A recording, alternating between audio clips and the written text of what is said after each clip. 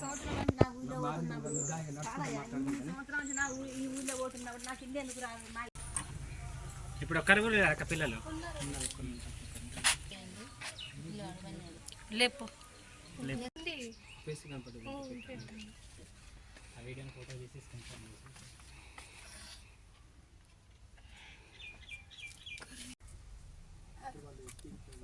అది కూడా నా దగ్గర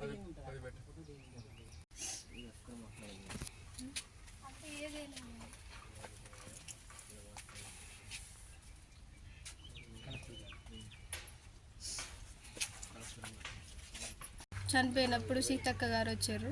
అందరూ చెప్పారు సార్ నా పరిస్థితి ఇది, నీకు ఇల్లు ఇస్తా, ఇల్లు పెట్టించే బాధ్యత నాది అని అందరూ ఒప్పుకున్నారు సార్. ఎస్పీ కాంచెల్లి అందరు, సిఐ కాంచెల్లి, ఎస్ఐ కాంచెల్లి అందరూ ఉన్నారు సార్.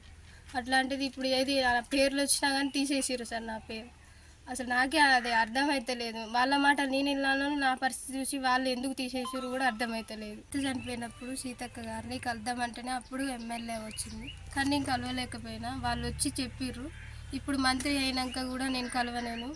అది ఇక్కడి నుంచి వెళ్ళి పోతే కూడా మాకు ఎట్లాంటిది రెస్పాండ్ లేదు. ఆమె వచ్చినప్పుడు కూడా నేను అప్లికేషన్ ఇచ్చిన, అక్క నా పరిస్థితి అని మొక్కినా కూడా నేను కార్ దగ్గరికి పోయి కూడా ఎస్పీ సార్ కల్పించిండు.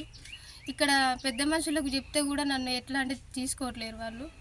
అందుకే ఇప్పుడు అందరినీ కోరుకుంటాను నేను, సీతక్క గారికి, అందరికీ, ఎమ్మెల్యేకి, అందరికీ కోరుకుంటాను. నా పరిస్థితి ఇది.